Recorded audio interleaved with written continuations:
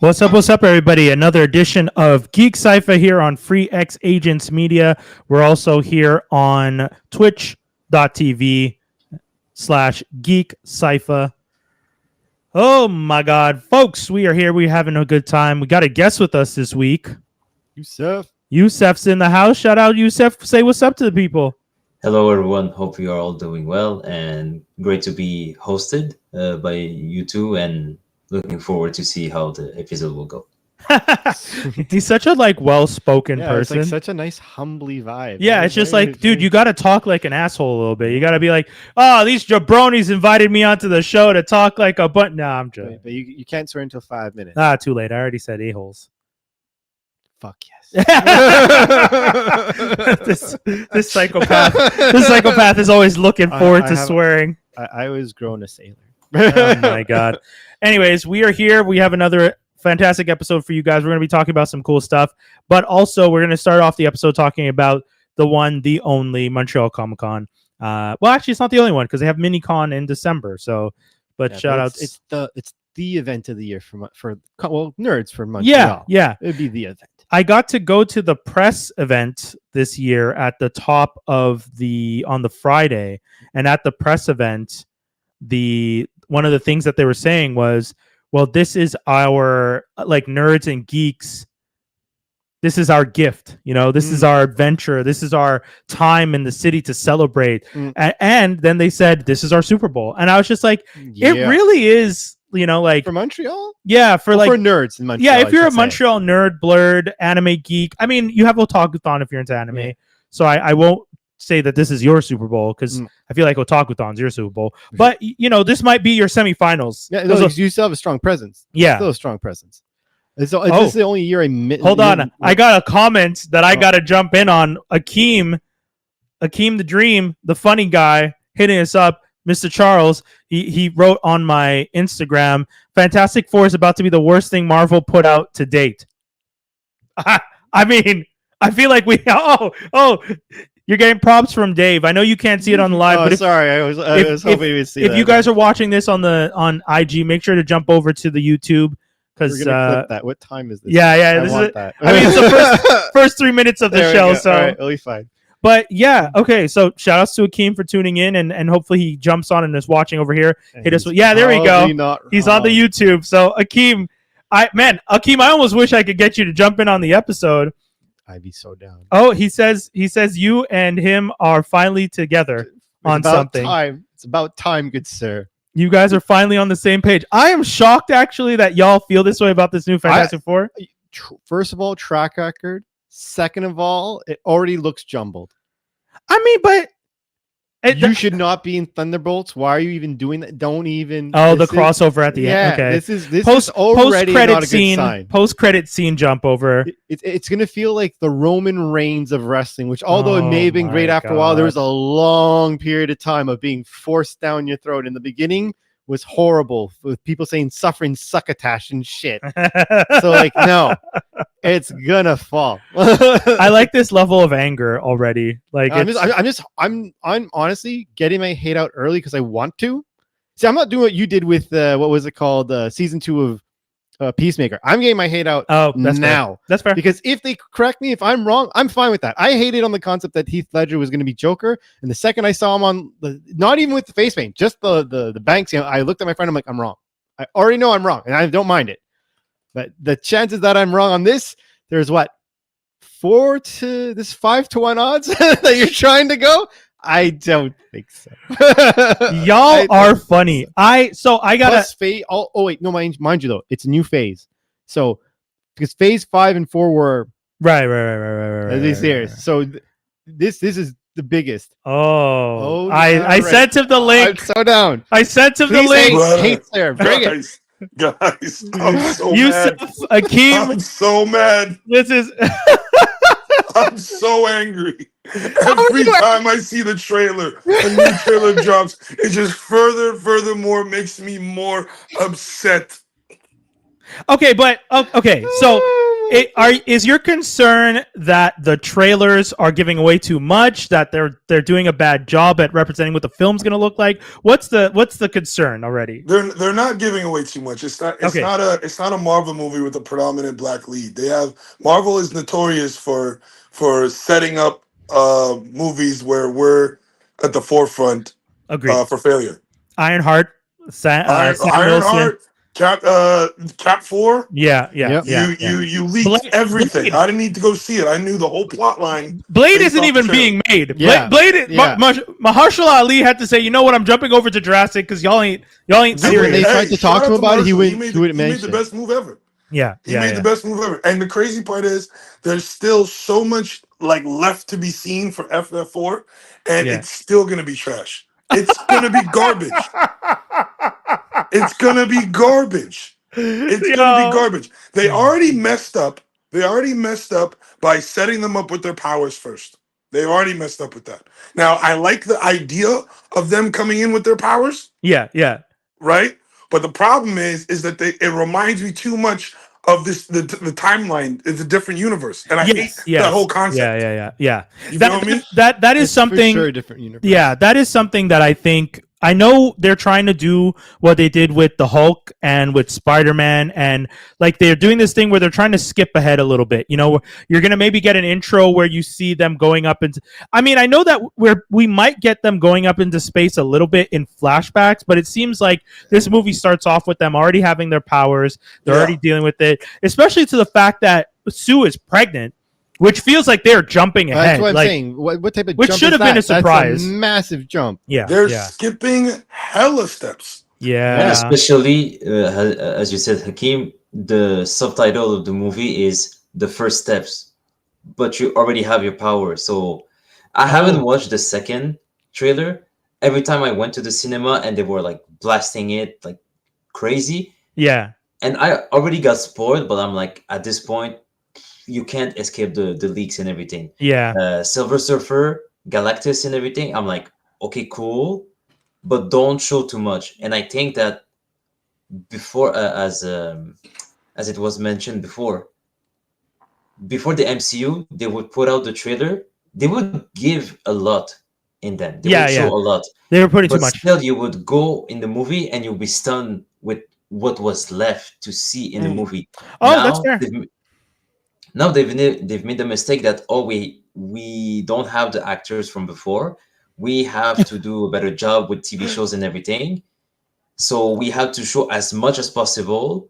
I like the subtle shade of we don't have as good actors as before. That's crazy. No, we don't have the actors from before. crazy. That's what I meant. Oh no, but I know what you said. I understand that you said we don't have the actors from before, but it still comes across as like the slight shade of like caliber. Yeah, the caliber is still so But is he no, he's not wrong. I know He's not wrong. it was subtle shade, but I loved it. I'm giving this movie all the fucking smoke. I'm giving it all the smoke. I don't like the parallel timelines. I don't like how the new, because we knew they were going to space after Endgame. We knew they were going to space. Everything was going to be cosmic. We knew. Yeah. I'm not mad at that. But I'm tired of seeing freaking wormholes ripped open. The X-Men are in a different timeline. How they're gonna bring them in? Galactus eats one world. They're rushing over to another one to fuck that up. Like I don't want to see it. Yeah, I don't want to see it. I don't like the idea. I'm all for, like, for those comic heads or people who know Marvel, I'm all for skipping steps. We've seen how many different iterations of Spider-Man and how he started. I loved how they brought him in. But the difference is they brought him in at the perfect time within a travesty. It's not like they had Endgame, everyone got blipped, came back, a whole world-ending event happened, and they got their, and they already have the powers. Because if that's the case, why didn't they show up to help out? But here's the thing, though, just to add to your point, though, with Spider-Man or even a Batman, if you were to like say that we don't want to see it anymore, it's because there's already been good ones told. Fair. Right? There's never been a good Fantastic Four movie. I've even said today. Oh, you're a hater. You're a hater. Oh, I am a hater, 110%. The 1994 straight to tape movie is the best Fantastic Four in the sense of rewatchability ever. That's just because how bad it is. You're wrong. You're lying. Right? I'm not lying. I will do a watch off. I will do a watch off. You're crazy. You're crazy. You're nuts. You're nuts. What was it? It was 2000. Was it 2000? Right. Let me look it 2000 up. and which one was it? The one with Chris Two? Evans? 4? Chris Evans is the early one. Yeah, it's Uh, 2000. That one was fire. yeah. That was fire. Fire. The That first one was good. No, You know what? It was perfect. I don't. Doom The, was not fir- fire. the first Fantastic Four movie, which to me is the first one, the Fox, for not your Corman crap. Yeah, like 94 or whatever the. Yeah, it was. I don't count that. Oh, That's it's such a bad, great. no movie. theatrical release. But like It's they so made the bad. movie just so they could hold the rights. That don't Oh, count for shit. sorry. I'm just putting out nerdism because I hope people go out and watch it at one point because of listening to this show. If one person has gone out and watched that movie because of this show and me saying it, I'm a happy man. Oh my I god! watched it on YouTube. It was leaked on YouTube, and I watched it. But So you're yeah, crazy. So The 2000, Chris Evans version is 2005. beautiful. So that's 2005. Chris Evans as Johnny Storm, solid, good performance. Amazing. The Ben Grimm, played by dude from The Shield, He was good. really good. Chickless, I think is his name. And then a British actor dude who played Reed Richards, on par. Like Even Jessica Alba did well. So okay, Jessica Alba did well, but did not look the part, which was I think. No, but she I killed it. won't. Yeah. kill Jessica the Alba is star. good. It's just She like wasn't bad. she's not bad. She wasn't great. I just like Jessica Alba is such a beautiful Latina woman with dark hair I agree with and that. brown. I'm never And then they're denying just like those put things. this blonde wig and these blue eyes on you and play this white woman. And I was just like, why are we doing this? She's No. so gorgeous as is. Why are we making her look so weird? No. So, But yeah. I'm sorry. Doom in that one, Doom did kind of fail. Yeah. Oh, and actually, we should talk about it real quick for just a second. The actor who played that Doom actually passed away. He passed away just recently. Yeah. No it's way. very, very sad. Holy cow. Yeah. Akeem, I don't know I'm if you back. heard me. Sorry. I was getting a phone call. I'm sorry. No worries. So we were just talking about the fact that, I know we didn't necessarily, you and Dave don't necessarily agree about that film, but I was saying, because Dave was saying he didn't necessarily love that Doom from that movie, and I paused for a second. R.I.P. Yes, exactly. Yeah. Because I just said RIP to the actor. Because I do like the actor. I just didn't think it was the best written Doom. That's all. Yeah. Yeah, I think that actor was very good. That actor has done a bunch of stuff, Nip Tuck and fantastic. Yeah. Charmed. Yeah, Charmed. He's great. Julian McMahon. From Jeez, that's young for 58. He was Wow. 58 when he passed, if I'm not mistaken. He had a battle with cancer, from what I understood, which is very, very sad. But yeah, it's always difficult when you have these actors. Also, by the way, I don't know how many of you saw him, but he was insanely good on FBI's Most Wanted as the lead character. I didn't see that. I didn't watch it religiously, but one of the like bright lights of that show, because you know how the Dick Wolf shows are, they're so like the procedural structure of those scripts is so Yes. standard that you don't necessarily get a lot of wiggle room to give a different performance. But I've always said one of the things I liked about the FBI Most Wanted was they had enough difference in the characters, and his character as Jess Lacroix, who's like lost his wife, was raising his daughter. His wife was indigenous, so there's like some really cool indigenous going into Canada, like talking about this community and culture that he himself is not a part of as a white man, but his daughter is, and all that stuff was just like, oh, you guys are able to develop more of this than like regular Law and Order, which is kind of like 30 minutes of the law, 30 minutes of the 30 minutes of the order, 30 minutes of the law, and you get very little character development. Whereas whereas FBI's Most Wanted managed to give me development with that character, and getting to see Julian do those performances was really good. So it's very sad that he's passed.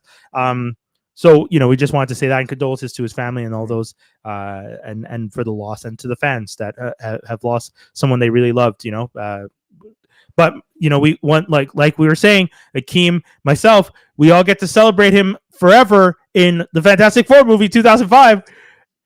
He's going to be, honestly, I'm telling you right now, I don't think, shout out to Robert Downey Jr., but I don't think he's touching him as Doom. There you go. I wanted to I'm gonna say say it. Youssef is saying it too. We getting the thumbs up. Guys, He's not going to be Doom, though, long term. He's just going to be Doom of that. I'm predicting he's going to be Doom of that parallel universe, and he's either going to be murdered again oh god, or like put into a box or something, and then you're going to get the Doom of whichever universe we finally land in. Because the best part of Phase 6... Oh, you're saying the same, Youssef? Yeah, because the best part about Phase 6 is I hope we land in a universe that this is the one we're doing. I don't I'm mind over it too. Yeah, I don't mind it.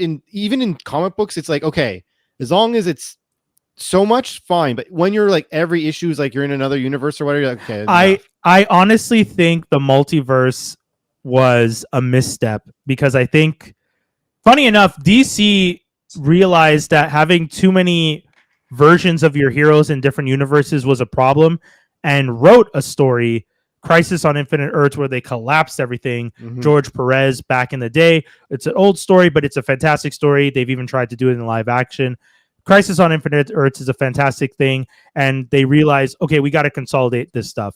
And I think Marvel doing the multiverse in their cinematic universe seemed like a cool idea, but one of the differences with the comic books is you, even though you didn't like it, Dave, for example, as a reader could read and follow along like, okay, I'm following this universe when I read this title. Mm-hmm. I'm following this universe when I read this title.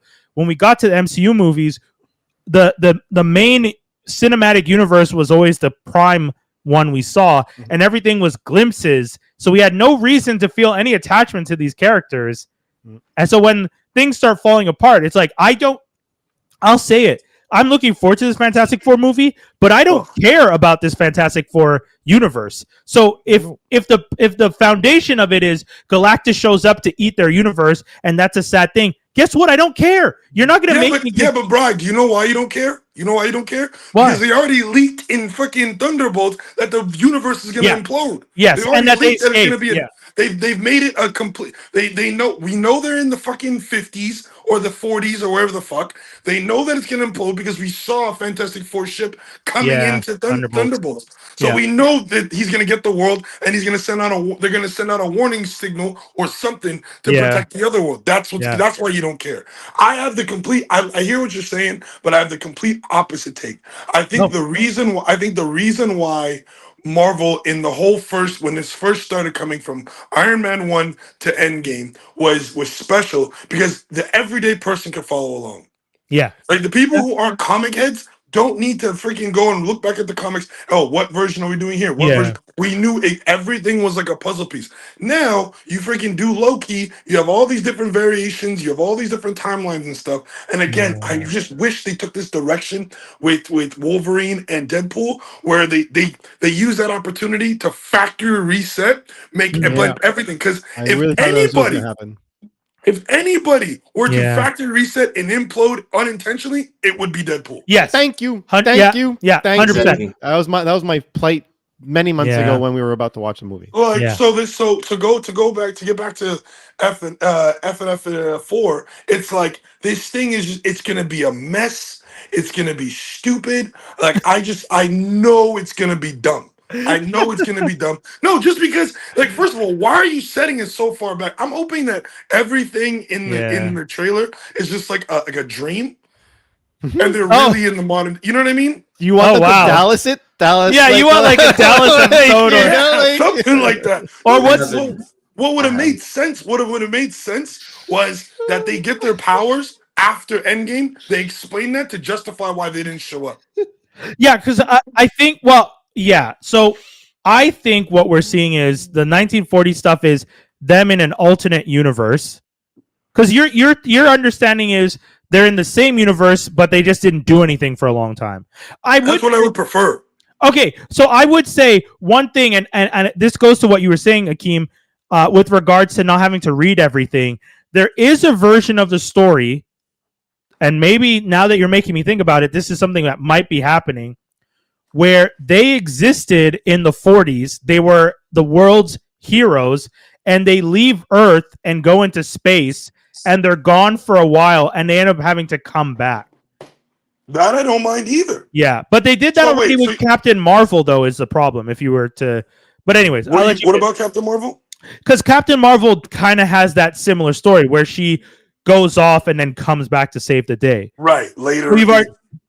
So you've already done that, but that is, in fact, a Fantastic Four trope, that there is a thing that happens in their universe where they leave and they're in space and they're gone for a very long time, and then at some point they come back to try and fix things and help, because they're just like, oh, we have to go back to Earth. I don't think that's the direction they're going. I don't think so either. I'm throwing that out as a I wish, because it's a better thing to do than what I think, and I think what you're also saying you don't like is it's going to be an alternate timeline. It's going to be set in the 40s.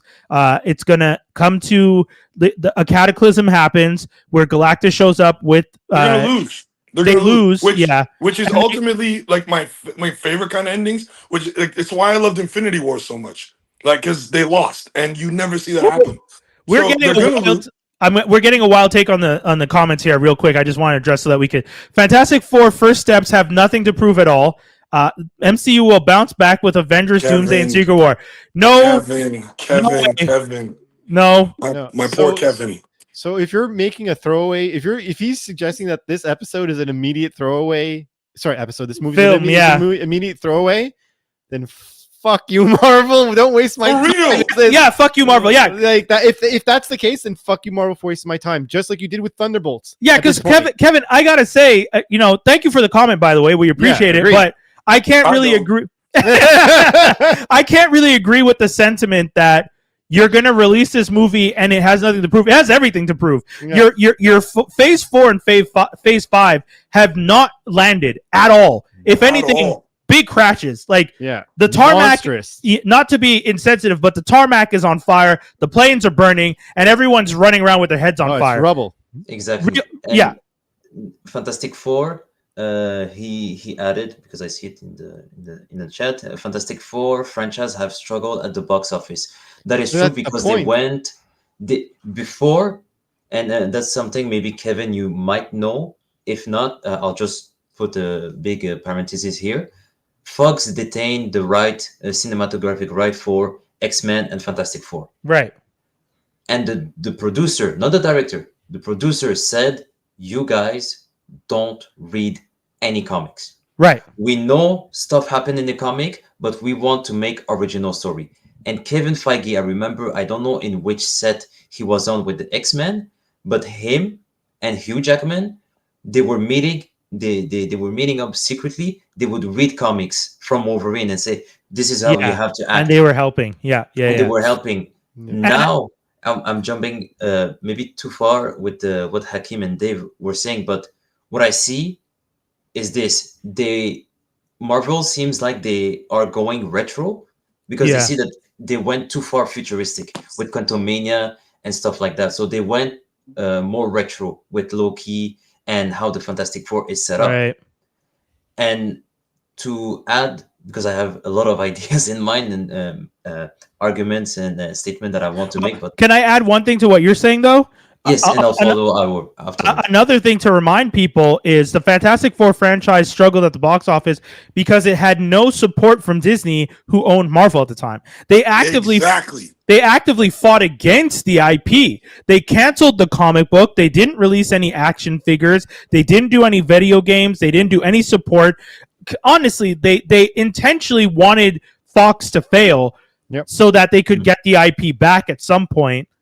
And that to me seems like a really nasty play, because whether or not, no offense to Marvel, but y'all messed up in the 80s. You had to give up your IP. You had to sell characters to Sony and Fox and all these people. And then when Big Daddy Disney comes along and buys you up, and you now have the big bank behind you, you get cocky and you start screwing people over. That is a huge, huge issue. You can't just screw over your own IP because you don't necessarily own that IP cinematically. You still have the IP in so many other places. You could still support it. Exactly. And one of the point that Kevin made, and you've touched upon Brian. Yeah. In theory, Fantastic Four has a lot to prove because it will either break or make Phase 6. Yeah. But Thunderbolt, same thing. Thunderbolt, people are like, it seems like Suicide Squad, blah, blah, blah. It's not gonna... The movie was good. It ended Phase 5 correctly. Not perfectly, correctly. Okay. But Fantastic Four, it was not the best of the Phase 5. But nothing about Phase 5 was best.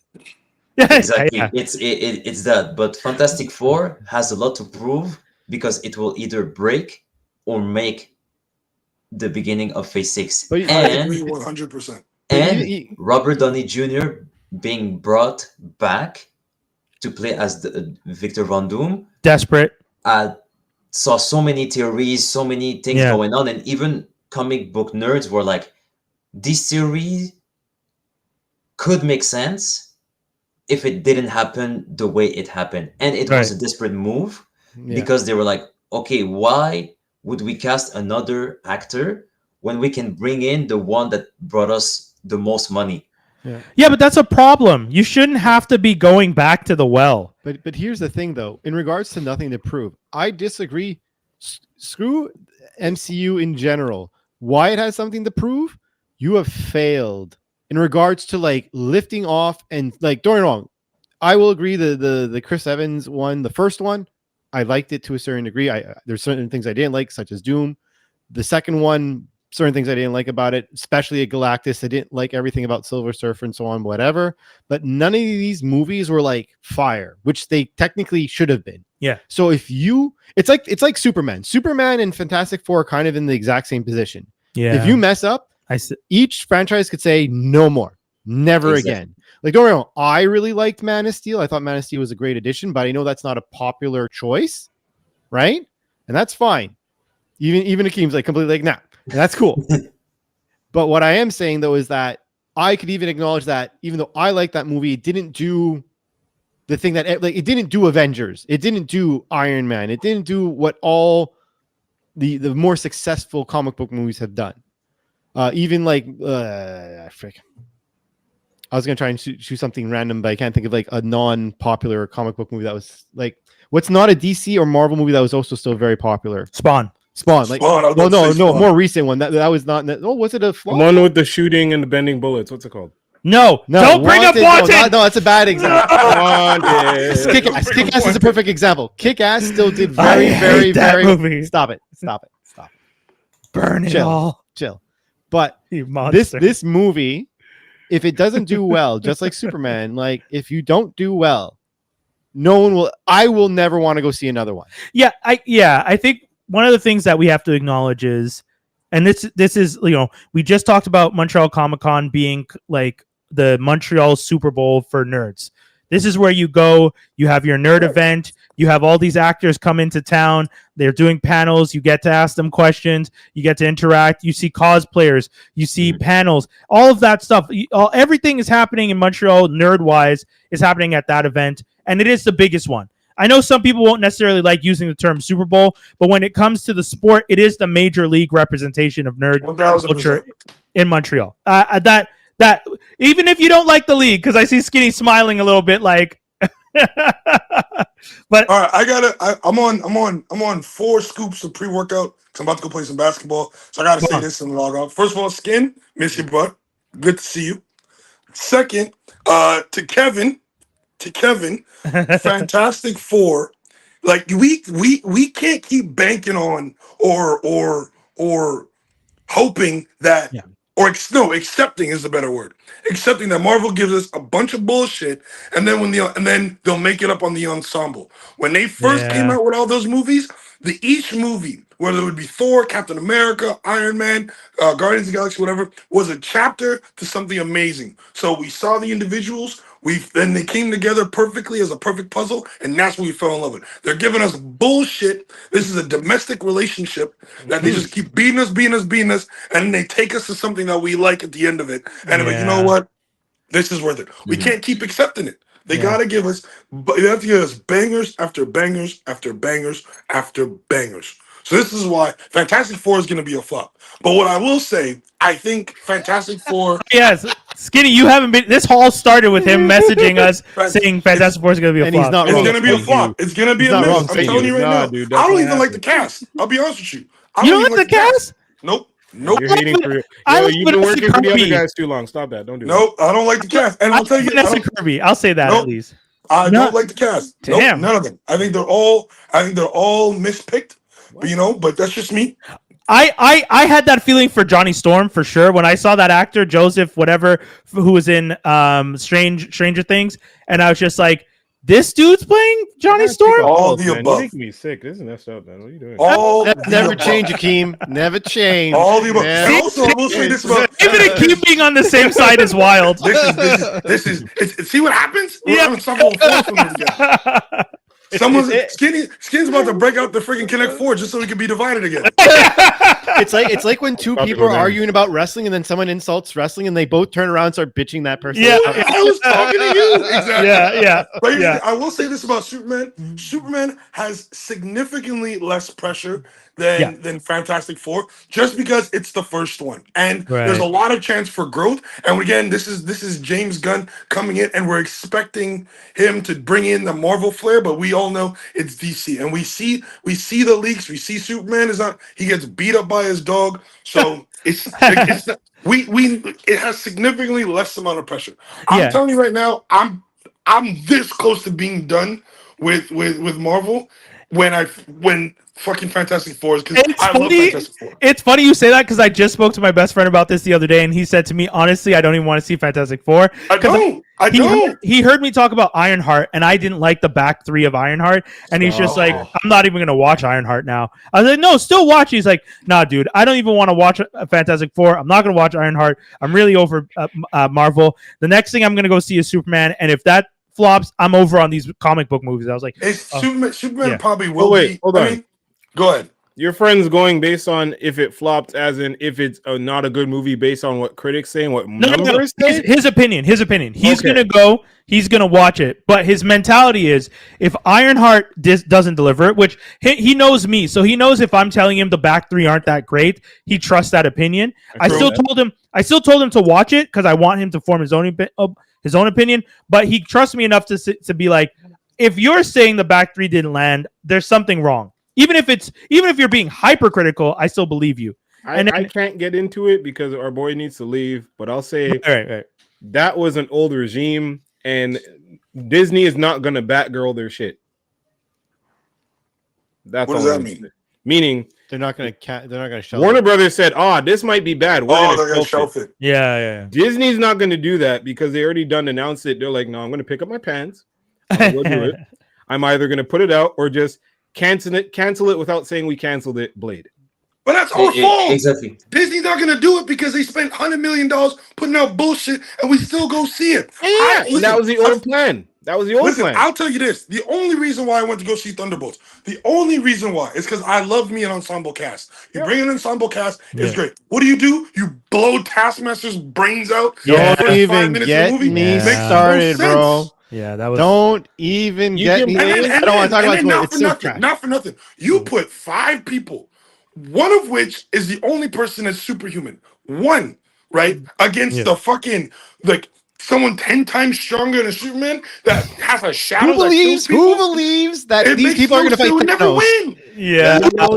If someone turned around to me and said, these people are going to protect us from the next Thanos, I'd be like, so I commit suicide now? Or upon viewing it's crazy. Like, which one do I do is faster and painless? Like, I'm tired of seeing these movies where people again are talking you off the ledge. It was the same thing in Captain America 4. It's the same thing in Thunderbolts. What are we doing? This ain't therapy. I want to see someone whoop ass. When we thought we'd be each other's people. Skinny hitters. Giving you the discount Avengers. They even mentioned in the movie the discount Avengers, the B Avengers. They're giving you this on purpose with the lackluster crew. So when they die and y'all actually feel emotional, they'll be like, I won't feel emotional. Like you mean the emotion of joy? Listen, I'm telling you, like I'll put Brian in that same category. If you're the type of person that gets joy off of killing people randomly in video games, if you're the type of person that's gonna laugh, I think it's cool that motherfuckers die in movies. He said, forget the GTA missions. He said, forget the GTA missions. I'm just trying to get like everybody. You know how it is. Sandbox serial killer. I say it all the time. I just want the 5 stars for the cops, bro. I'll tell you this. And last thing, I escape the cops when they have me surrounded by helicopters? Let's play. I got That's how I play. Last thing, and then I gotta get out of here. I have a new focus on the character I want to play in James's Gunn DCU. Yeah, I'm pushing for Cyborg. All right, do it. Okay, yeah. See it right now. I'm pushing for. I don't know if they're going Teen Titans route or what they're doing, but I'm pushing for Cyborg. That's the one. Youssef, hit us. What are you about to say? I was gonna say, don't put too much hope on James Gunn. Yeah. That's all I'm gonna say. Because you don't trust Gunn? No, because what he said is that DC were like, "Oh, you've done well with Suicide Squad 2. What you want to do?" He's like, "For the next 10 years, just like Marvel did for the Infinity Saga, I'm gonna make all the movies." People are like, "Okay, great." I'm gonna do Batman, Brave and the Bold. I'm gonna Right. go super retro. Superman, I'm gonna go retro. Wonder Woman. So he went. So his focus is I'm gonna go retro on DC. Okay, cool. What about Superman? It's pretty difficult, and I don't know if I can make the other movies that he signed for the next 10 years. But he came back and said, no, I'll be good. But he's like jumping back and forth. So what I can say is exactly the same. If this Superman flops, I don't know what they Well, they're will not do, going to because remove him as people were already bitching about in the trailer his face was like panoramic wide. I yeah, don't the know. weird shot, the director of weird shot, photography. they reshoot it and everything. So Yeah, because they used the director of photography that they used in the Flash, which is why the Flash looked like that when he ran. Yeah, exactly. I mean, for Gunn, I still have hope. I still want to see what Superman can be because Superman's an interesting character to do. Exactly. I mean, I'll say this. I don't think Superman is interesting. I think what Gunn wants to do with the universe could be interesting. Because Superman is 1000%. yeah. Sorry, I'll say that. Because Superman to me, and again, this is my opinion, and Ness has said the same thing. Her and I have talked about it on the podcast. Superman as a character is a little boring because he can't be beat. Now, is Gunn doing something interesting where he's showing us Superman bleeding in the trailer off rip? Maybe. I'm interested in seeing what that means because you're already showing us that he can be hurt. Which the original Superman, the OG, leaps a tall building in a single bound faster than a locomotive, stuff like that. That Superman didn't have feats where he could fly across the galaxy in under 1 second. So I'm interested in what Gunn wants to do. Anyways, Akeem, I know you got to bounce. Do you want to tell people where they can check out your stuff? Akeem the Funny Guy on Instagram. I love you guys. I miss you guys. I don't know when I'm gonna be home, but next time I'm home, we got to get together and Definitely. do some in-studio stuff. We have what's coming. It's next week, Superman, and the 2 weeks after that is Fantastic Four. Yeah. I will log in with you guys at the end of the month. Bong, that's awesome. Right. Look forward to it, man. All right, bro. We'll talk soon. Take Peace, care. bro. Peace. All right. Good job. Much appreciated to Akeem for jumping in. It's so nice being on that- the same side of the fence. Our powers combined, we could take on the universe. No, I'm just That's so funny. So funny. You were so excited. You're just like, yo, we're on the same page. Yeah. What is this? I was like, I felt like you know when Bruno Mars does the SNL skit and he has like the background guys really like going like Yeah. just adding on. I just felt like that. Just adding on to the smear. There we go. That was great. Okay, so we went over that. That was a crazy conversation, guys. That was 40 minutes, and that was just we were supposed to be talking about Montreal Comic-Con.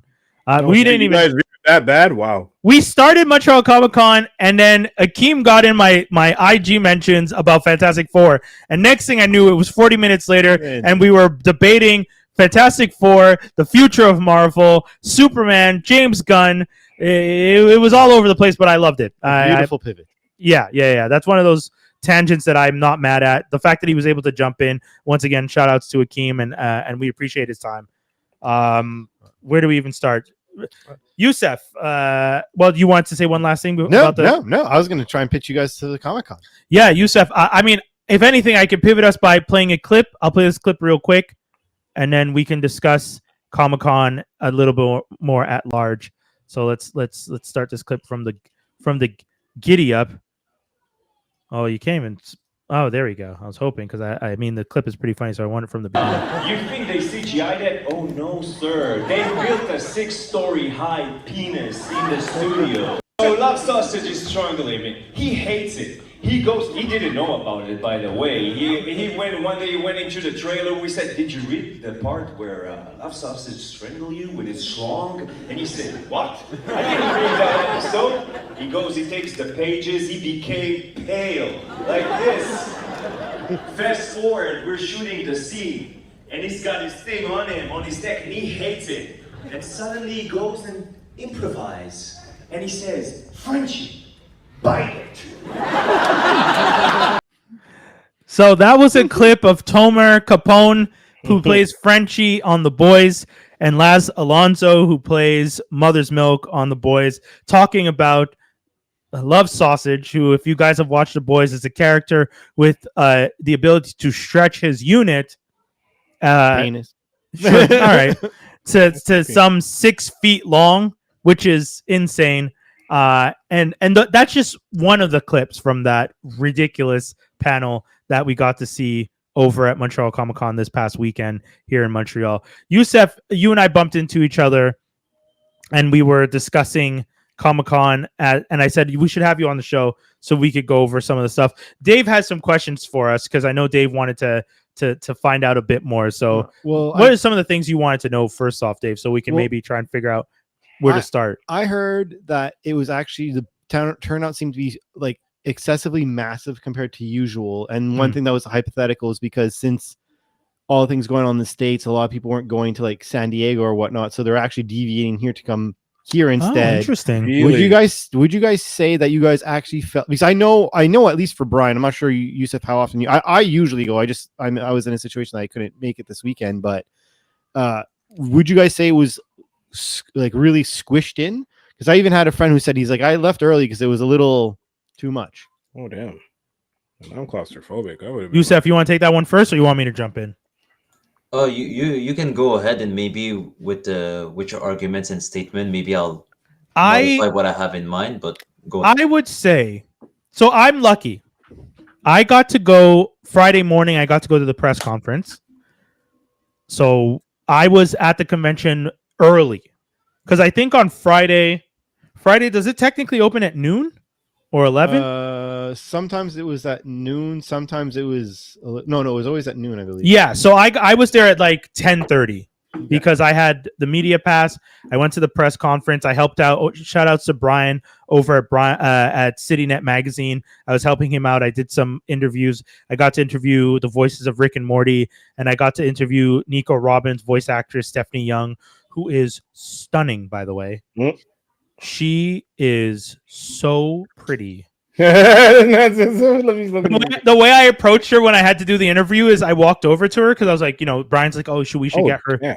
So I walked over to her and I was just like, and she turned around and smiled like, oh, damn, you're more beautiful in person. She's like, thank you. And I was just like, I didn't mean to say that out loud. And she just laughed. And I was like, yeah, sorry. Okay. Black man blushing. Yeah. I was like, let's start this again. Would you be interested in doing an interview? And she's like, sure. So we sat down, we did the interview. Anyways, she's also a musician. You guys should definitely check out her music. Anyways, enough got her number. Look at that. No. I did. We did exchange. Whoa! Stop it. Anyways, what? Hold on. Hey, she's married. I'm married. Hey, better. What are you talking about? But so all this to say, fantastic getting to talk with the people at Comic-Con. And after that, I went to the floor. So as I'm on the floor, it was so early for me that no one's there yet. It's 11. It was like 11 a.m., 11:30 maybe. I'm walking the floor. No one's in yet. I'm seeing like exhibitors and people with VIP passes. There's a lot of space. It's comfortable. Saturday now, I go to panels for most of the day is the thing. So for me, the little bit of time that I'm on the floor, it does feel insanely packed. Okay. I have to say, it's to the point where there alley, like Artist Alley, I was looking for Van Lamp, who I've had on my Dumbest Timeline podcast. She's an artist in Montreal. She's really cool. Most of my stickers on my portfolio, like I'd say like 7 of the stickers on my portfolio are hers. Okay. Like she has really good stuff. So I usually go say hi to her at the convention. Saturday, I couldn't even find her booth because I don't usually do it by the number. I'm going down Artist Alley back and forth. I don't need to look up the number. I'm going to eventually see her. But we didn't see her on Saturday. Why we found out is because it was so busy on Saturday. When we went down her alley, we didn't see her booth because we were in the middle, stuck between people going both directions, and we were trying to get through and just didn't even see her booth. Because when we found out where her booth was, because eventually my partner was just like, let's just look up the number. And I was just like, wait, but we went down that lane. And then when we went back to that lane, we we're like, yeah, because this is where the guy who does the Sunny in Philadelphia art is. Like we saw, like there's a guy who had like really nice Sunny in Philadelphia sketch art. Okay. And she's sitting right across from that guy. And I was just like, yeah, we saw this because we looked up and saw it on Saturday. But we couldn't see you. But we couldn't see Van Lam. See that, Mark? I've never heard anyone abbreviate it like that. Usually people say always sunny, not sunny in Philadelphia. Oh, yeah, true. Yeah, sorry. I don't know. Wild. Like, okay. Remember, Brian's a different type of cat. Everybody always says it's always sunny. This nigga, all right. We don't give Brian Sunny in Philadelphia. superpowers. That's all.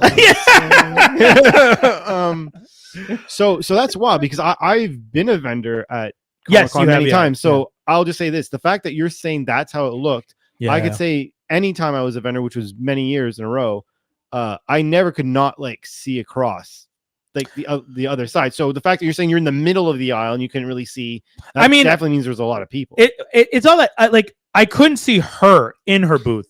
But Like still, I could but see that's her what I'm art, saying. but I like maybe at the time I just didn't recognize it. But also you're moving so fast with people moving back and forth, and like you're trying to get through. It's not even comfortable to like stop to look at something. That's one of the other things. And the last time I felt like that, I'll admit, was when I was at Fan Expo in Toronto, and that was when Fan Expo expanded. I remember the last year I was at Fan Expo, the second to last year I was at Fan Expo. Fan Expo was 3 days. It was the Friday, Saturday, Sunday, and it was on both sides.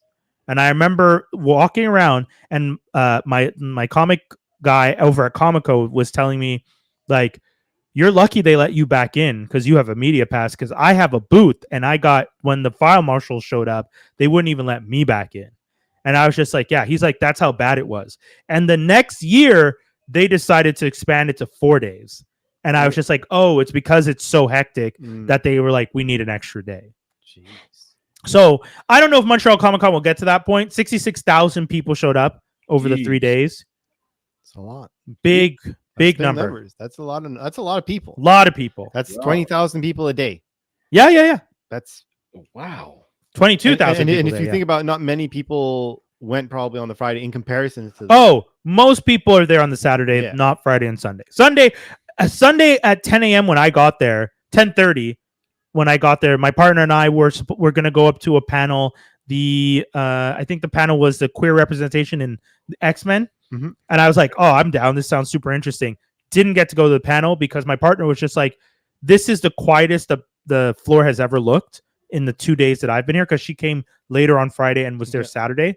So she was just like, this is the quietest the floor has ever looked. I want to go see some stuff first. And I was like, no problem. That's fair. Because I know on Saturday, she genuinely felt uncomfortable with how packed it was. Yeah. Because the thing that sucks about that is on Saturday, because on Saturday is usually, if you're going, because I usually would go, I'd check out cosplayers. I'd see, like, if maybe is there a panel or two I would consider going to or whatnot, but usually be able to enjoy the vibe and go shopping to a certain degree. And on Saturdays when they have everything out, usually, you know what I mean? Yeah. And even sometimes if you don't get there Saturday, like I remember one time wanting a shirt, I saw it on the Friday, and the Saturday one went at like noon. Yeah. Like, we're out of it. I'm like, geez. Yeah.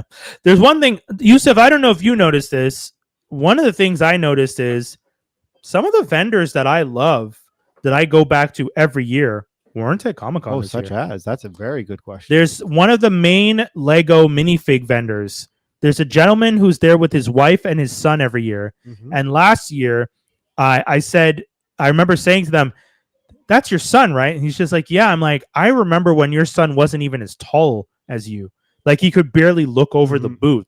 And now he's tall and selling minifigs with you. That's cool. And both the dad and the mom were just like, yeah, he's growing so fast. We have to buy him new clothes every year. I'm like, yeah, you have a teenager.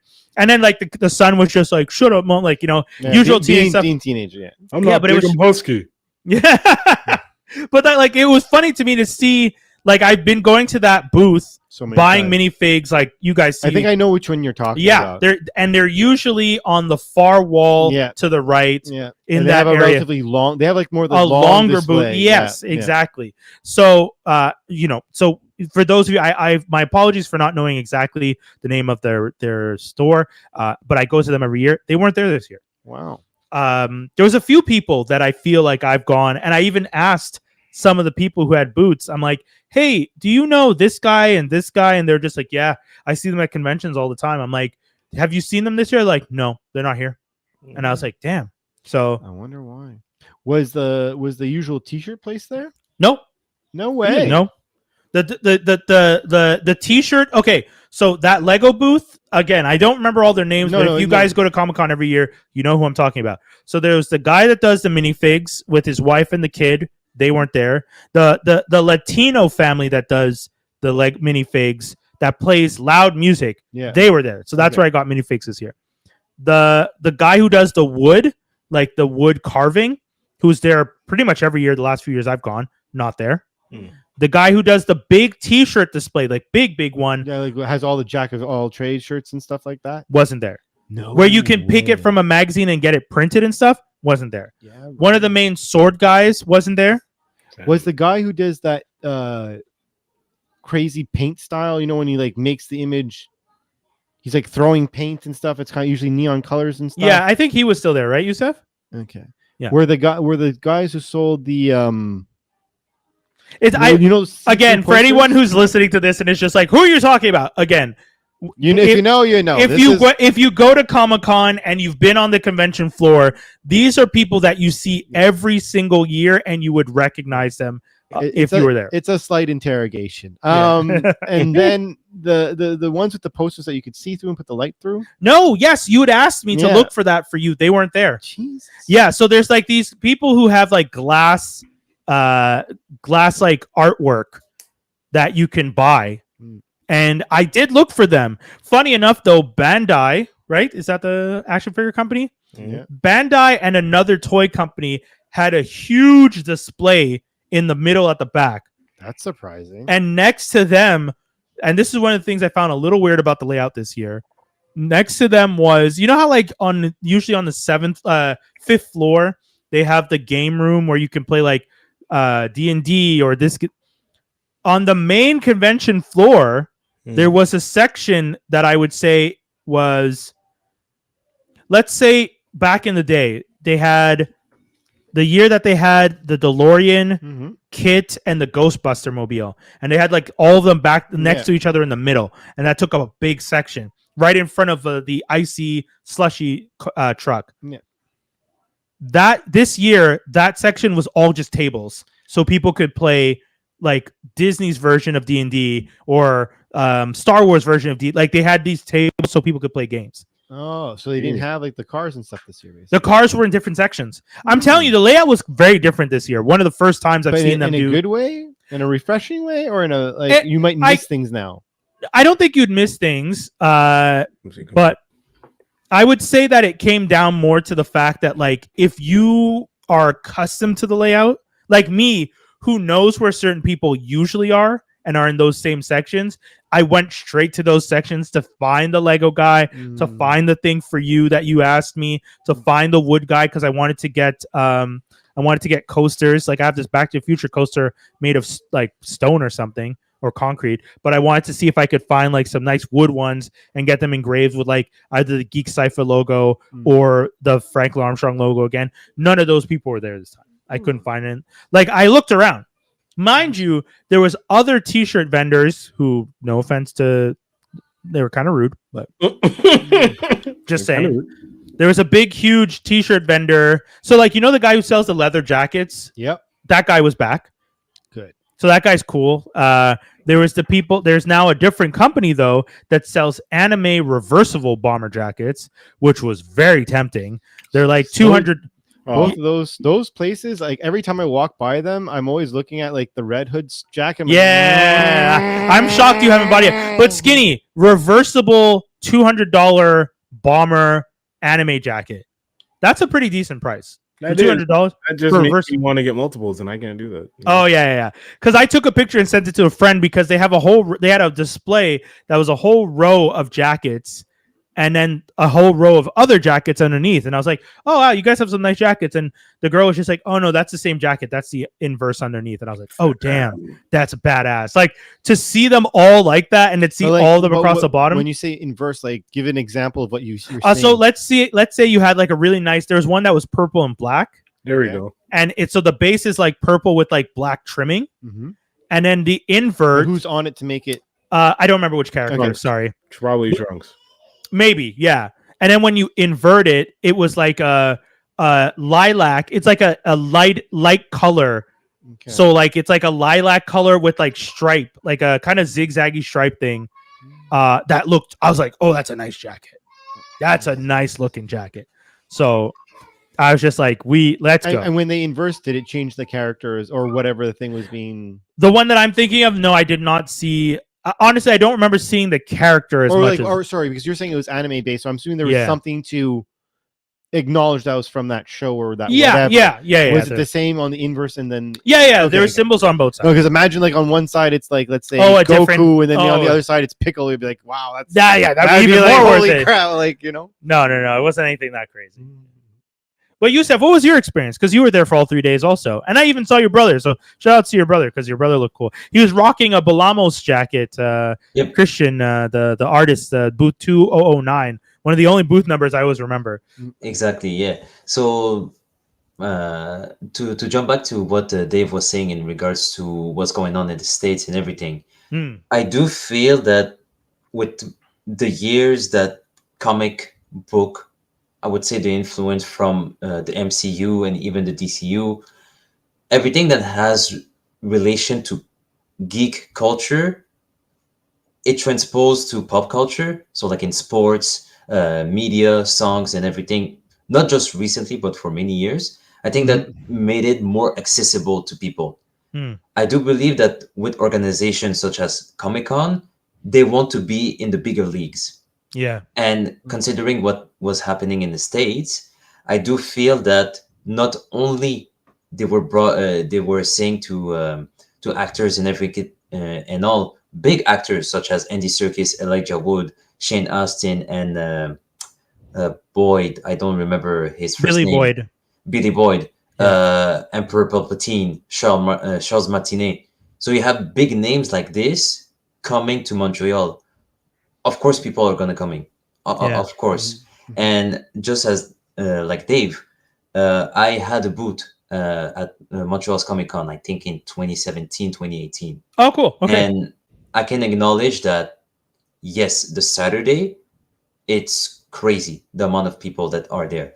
So I do believe that what you were saying, Brian, to an extent, is that maybe because there were some vendors that you were usually there for many years, maybe because they were from the States and with like the tariffs and everything, maybe they given more chance to like Canadian people. That could be it. That's a very good point, man. That is solid. That's a very good Did they point. have the mystery box things?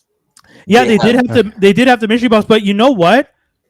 Youssef, very valid point. I do know that some of those vendors are American. Yeah. I thought they were American. So Yeah. that made me ask the question. Yeah, the Lego vendors are American. No, I know they are because we've talked about it.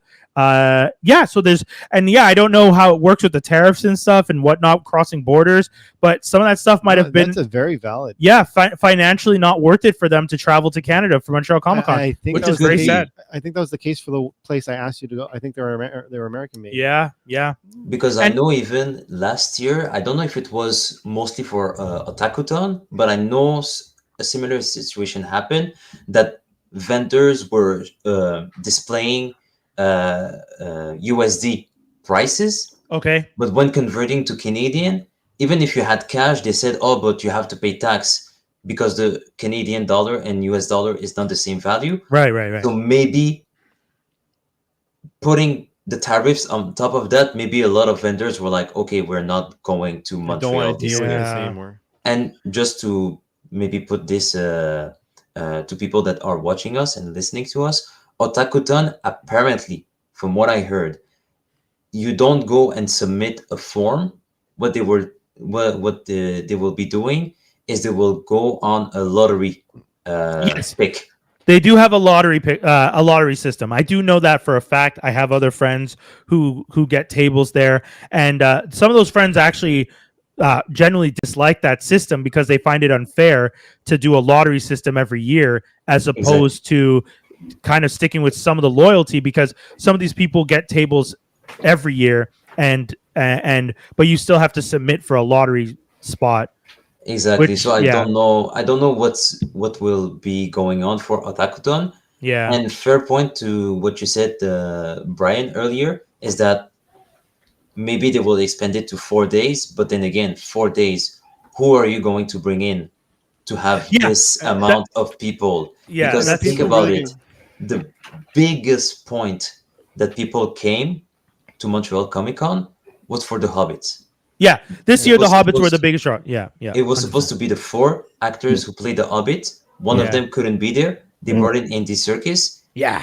Oh wow. and I got apparently, Andy. I'll tell you guys the story of the autographs after. but the thing is, even though you want to play in the big league, you have to be prepared for it. And I think that Comic-Con this year, not throwing shade or anything, it's just I saw people comments before and afterward. The app was not well made. Oh yeah, It the got app. released I can tell you the app is not like the 4 days before the convention. Fam. People discovered that it was an AI company that worked on this. Montreal Comic-Con for so many years used the same app. Yeah, They used the and- same system, but the Yeah. furniture, they canceled the contract. I don't know what was going on. And if I can add one more thing, sorry to cut you, Brian, is that the event with the Lord of the Ring actors, right. it was miscommunicated because a lot of people thought that it was going to be a Q&A. The line was shitty. People that had bought gold ticket were sitting in the back.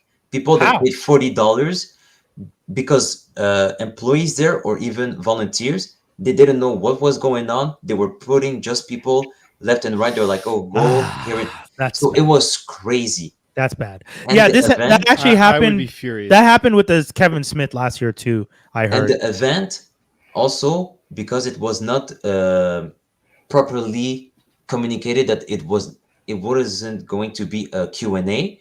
Yeah. The actors were on stage, they were playing games, and they were, answering Yeah, questions yeah, about their socially. careers and all with the host. animator, the host. Yeah. But after 10 minutes, people are like, okay, but is it going to change or something? And someone, believe it or not, he commented that a couple of people got up, left, and they screamed, "This is boring," and they left Oh. in the middle of the Oh event. damn. So this year was fun. Panels were great, the ones that I attended to, and Yeah. what I was able to get signed and everything.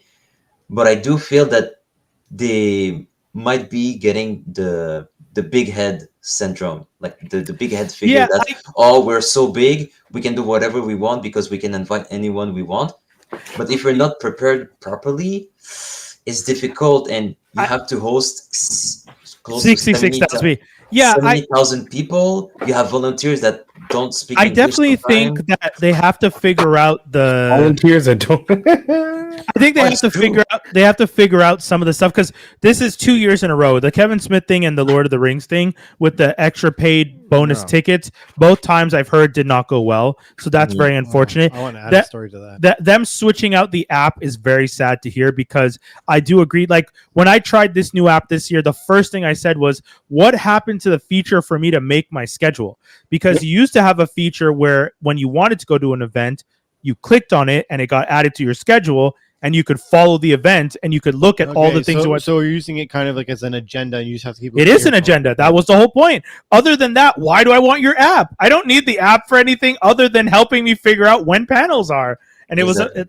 was Skinny. What were you gonna say? Regarding the app, somebody tried to get their cousin paid.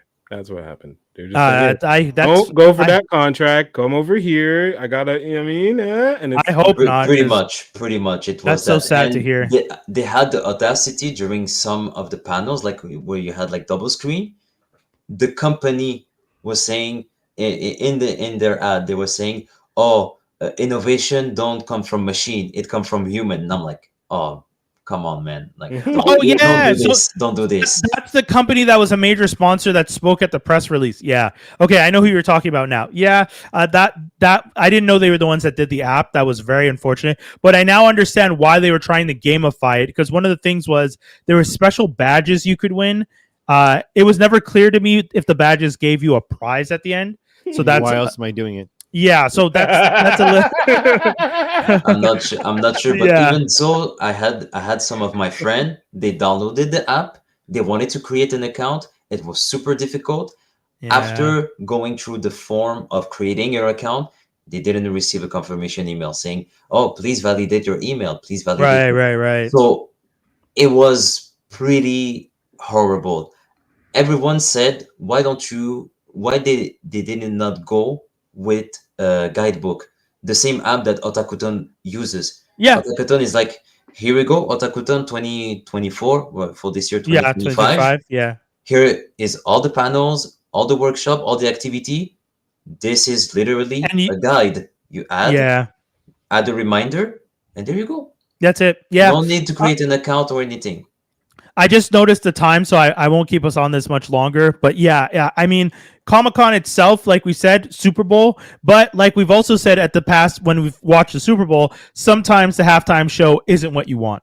So, when you're watching this, when you're going to Comic-Con and you're expecting and hoping for something, and then small little things can cause major issues. And I would even say that switching your apps and only releasing it a couple days before the event and not having very basic features like helping people create a calendar so they can keep up to date with what time panels happen. Also, one of the main things for the app they used to have is if things changed, you got updates on the app. Like I got notifications when the autograph signing for someone had to be moved or this or that.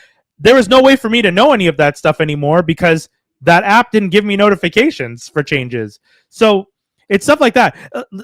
I mean, Youssef, great point you made earlier about some of the vendors potentially being American and might not be coming into Canada for Comic-Con. That's a very interesting point. That's something I definitely want to look into because there are some vendors that I really do like. And as much as this tariff stuff and this weird energy between us and the US is happening, I would hope that those vendors know that when it comes to something like nerd culture, we are still unified. Fingers crossed. We don't care. Like that's of course I would prefer to buy from Canadian vendors if they can, but if no Canadian vendors are doing the thing or selling the thing, then I'm okay with an American who is a nerdy vendor coming in and supporting the nerd community and sticking up for nerd culture. Because as much as it is part of pop culture now, we spent a long time to get here, and I don't want us to revert back and lose out, So, Skinny, you looked like you wanted to say something a little bit before. I don't know. I didn't want to cut you off because I know... No.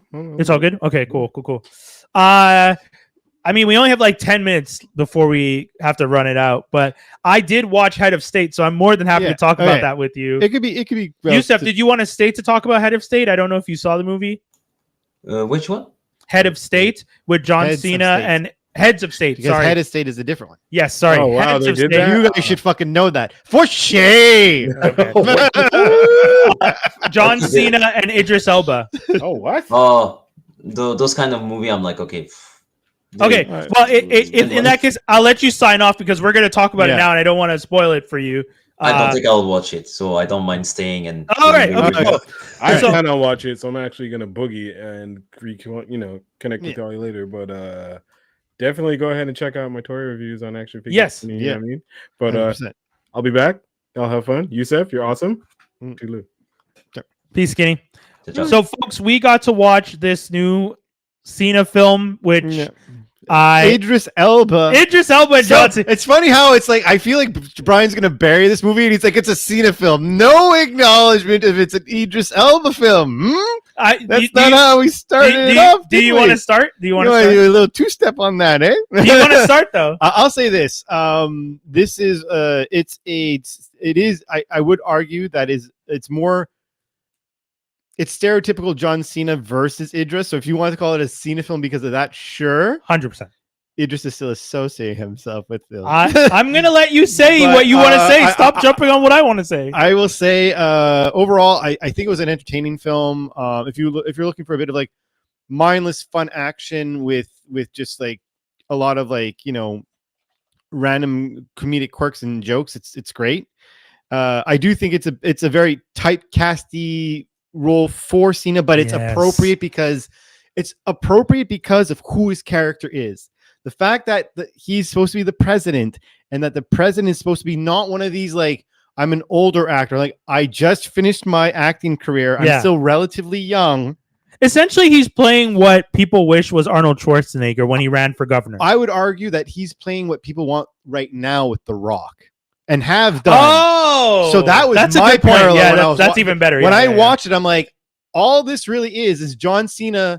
If you look at it, it's ironic because as someone who's watched him as a wrestler as well, I'm like, this is not just John Cena, like the actor. This is John Cena, like the WWE face character, as if he retired from wrestling and became a wrestler. They're just pivoting to movies, because that's what John's doing now. Like if John was a wrestler, he would have been a wrestler in the film. You know what I mean? Yeah. And when I was watching, I'm like, this is so funny because like when they're doing so at one point in time, they're, the two, so just to like back up, the president and prime minister are meeting, the president of the United States, prime minister of London are meeting, or UK, which I forget. UK are meeting up. It's clear that the one from UK is a bit more old school, used to have an army background and all that stuff. Yeah, he served in the military, like the traditional things you have. Yeah, and traditional, like by the book type of, let's call Democrat, or if you will, politician. Yeah.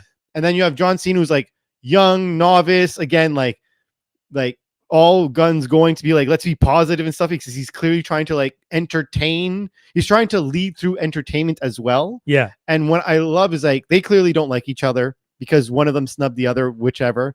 But when they have their first meeting where they're addressing the press conference, and Idris Elba's like, we're going to keep it like straight and narrow. And he's like, just don't act like we're going to have to fight or anything. And John Cena's like, no, we're going to fight for our war and this and that. Like all those reactions. I'm like, this is exactly how I imagine The Rock would answer these types of questions. It was so really like, I was dying. I'm like, you are The Rock in my brain while I'm watching this film. And then like, I liked also the fact I think they did a good job of making them the odd couple. Yes. And I like that, like, perfect example in that press conference right before they go out. They're like, John Cena turns to him and is like, don't answer questions from that guy, because they're gonna be like real questions, basically, like hard questions. Yeah. So when he's making a fool of himself, like right away, it just is like, next question.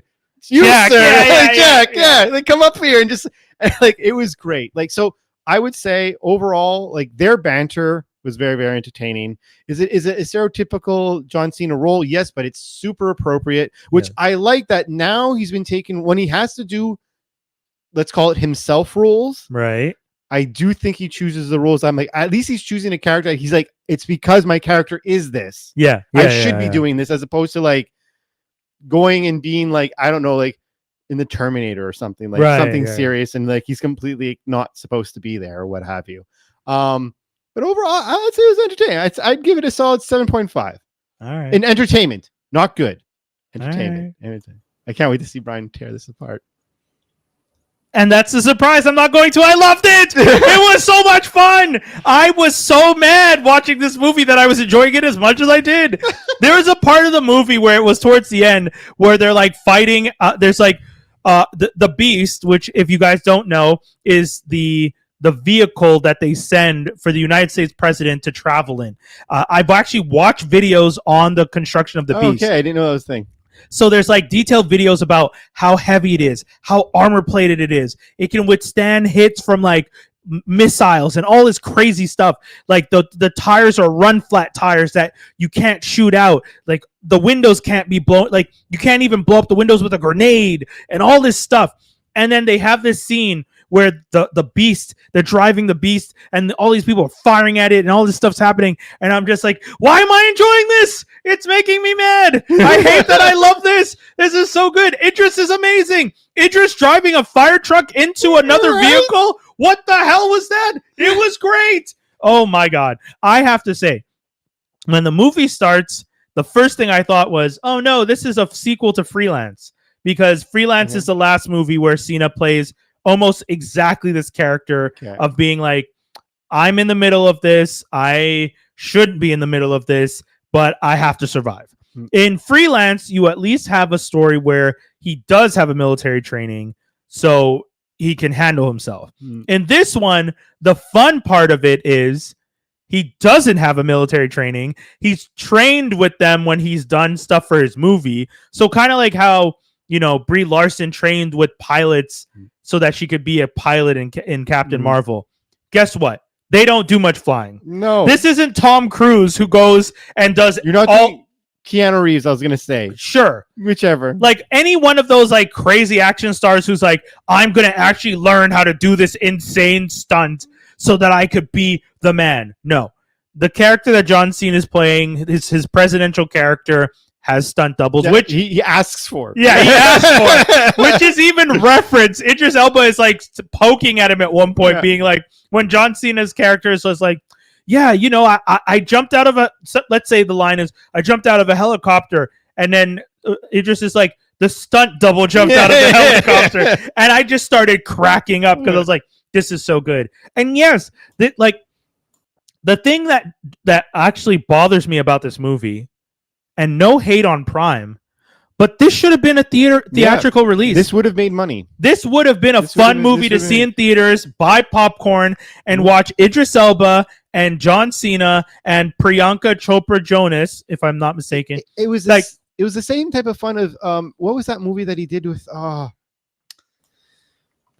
girl from Shang-Chi, where she wins the lottery. Oh, Aquafina. Which yeah, I know you know yeah. Aquafina and John Cena did a movie together. I can't remember the name. Jackpot. Do you remember the name, Youssef? I know the plot, but I don't recall the name. Yeah. And if I can jump in really quickly, with what Dave said earlier Jackpot. about It was called Jackpot. About like John Cena being himself in the role. I do believe that reaching to a point in your career is that let's make a silly movie, but we're gonna have fun doing it. Yeah. And we're gonna portray it as, we know it's exaggerated. Like, why would two presidents fight literally each other? Yeah. Like Two world leaders. None of it makes physically. sense. Yeah. None of it makes sense, because a lot of time when you had, for example, The Rock, who is the wrestler / actor who has been the most paid in history. Right. He would go in movies, oh, I'm super serious and all. And you watch the movie, you're like, this is not serious at all. Yeah. Like, for example, with Rampage, it's like, okay, you're just with King Kong. yeah. There's nothing major, but this one, I might watch it. Honestly, It's Youssef, worth a watch. you should It's watch worth it. Because again, It's worth a watch. this is one of those movies that at the end of the movie, my first thought was, they shouldn't have put this on streaming. They should have put this in theaters. Because That's the unfortunate thing, is that the streaming platform are getting so much traction and attraction. Yeah. They're like, oh, we get money. We can just release the movie in theaters for, like, here's the thing. I know that it sucks, and they're doing it now. Apple's doing it right now, where the the Spike Lee movie, Highest to Lowest, which is a remake of a Japanese Kurosawa film, if I'm not mistaken. I could be wrong. But that movie's only going to be in theaters for 2 weeks before it goes to Apple Plus. That sucks to me that they're doing that. But at least it's 2 weeks in theaters. If you gave this a couple weeks in theaters, I really think you could have made some money, and then people would have watched on streaming. Sorry, I didn't mean to cut you off, Youssef. I'll let you finish what you were saying. No, it's all right. So I do believe that same thing as big corporation and everything. Sometimes they inflate their head. They're like, we can do anything and literally anything and everything. No, sometimes it's let the pros do what they know. Just like, for example, The Boys. Let's say that they were started off The Boys as a movie. Maybe it could have worked, maybe not. But how well the first season was done, and even Laz and Tomer said that maybe a movie could be done. But then again, how they were talking about they were saying season 5 of a movie is going to end, and people in the room during the panel, the ones that have read the comic book, they're like, it's not worth it to make a movie. And if they do, let's hope they make 1 or 2. Yeah, but don't go do like a saga and everything, because you're gonna mess up everything. Back to Heads of State, though. Honestly, I highly would recommend it. I think it was fun. It's one of those things where I'm annoyed at how much I liked it. You gave it a what, Dave? I'd give it honestly a solid 7.5. Yeah, solid. And it's not maybe even higher. Yeah. It's one of those things where, like, I watched the movie and I liked the movie because I thought the movie was, like, genuinely funny to watch. Yeah, and entertaining. And it was one of the very few times. And can I just say, it actually is kind of good. Oh no, it's a solid, like, example. The thing that I liked, it's like the little things that made the story, like, example, the whole fish and chips concept. Oh yeah, it was funny. The fact that they were able to carry the concept that there was a gripe at the beginning, bring it up periodically throughout the movie, Yeah. and bring it properly. So it's like, oh, he's taking a stab. Oh, he's bringing a stab at it, and then the other guy's calling him out, and then he's like calling him out about calling him out, like you know what I Yeah. mean. And then it ends with them having fish and chips. Yeah. And then I'm like it's like, again, I'm not gonna say it's like the best movie. Like, I can't say it's the best movie in the sense of like, it's not an epic freaking whatever. Yeah. But for what it is, an action comedy, there's rewatchability. It's very entertaining. I was going to make one statement that I wanted to say earlier that I almost forgot. Before I'll end it with this. Priyanka Chopra Jonas, who was in the show Citadel, throughout the whole production of Citadel, this is something Amazon really wanted to use as a launching pad for like an international spy series where they could do different seasons in different countries and make the show an international success. They did that in Heads of State in one movie. Because in Heads of State, Priyanka, at the post-credit scene, which I don't know if you watched post-credit scene, she goes to meet Jack Quaid's character, and it looks like she's recruiting Agent Comer, Jack Quaid, for something. Really? I didn't even know there was. Yeah, there's a post-credit scene. Jesus, now I gotta So go. in the post-credit scene, so Jack Quaid's character, speaking of the boys, I thought he died. right? So spoiler. Sorry, I didn't mean like I It's did. okay. I mean, whatever. So So I would have spoiled it immediately once I see the straight. So Jack Quaid's character is alive, and he's at a tiki bar somewhere, and he's talking to a bunch of women, and he's bragging about his friendship with the president and the prime minister, and the girls are just like, cool story. And then all three girls walk away, and there's a woman sitting next to him at the bar, and it's Priyanka Chopra's character, and she says, "Hi, Agent Comer," and he just smiles at her, and that's how the movie ends. And it's kind of the idea that because you saw when the president and prime minister, Cena and Idris, are at the fish and chips, speaking of which, they're talking about writing her a message because, spoiler alert, Idris Elba's character and her dated. Yeah. So now they're trying to rekindle their relationship, but she's a spy, so he's the prime minister, so it's not like you can really hang out too much. But he's texting her, and he's telling her, don't get shot. And then when Cena asks, where is she? He's like, oh, she's on a secret mission. Cut to her talking to Jack Quaid and recruiting. Well, the funny thing is, you could always make, if you wanted to do a spin-off, you could hypothetically 100% you could do that. Or you could even, to be quite honest, like, you wouldn't be able to do with John Cena's character, but you'd probably be able to do with Idris's. If they wanted to be one where, like, we're making a task force and you have all these people, like, who's the last person? I think you could make a sequel with Cena, though. As part of the task force, because the thing is, Idris, because you could argue, like, their terms are over. I'm saying he could be part of, like, this could be his thing. Oh, yeah, because he's been there for 6 years. Exactly. Yeah. So he'd have to be out soon. I would say, okay, that's a very good point. I would say what you would do is Idris Elba is visiting his friend, the president of the United States, and it's Heads of State 2.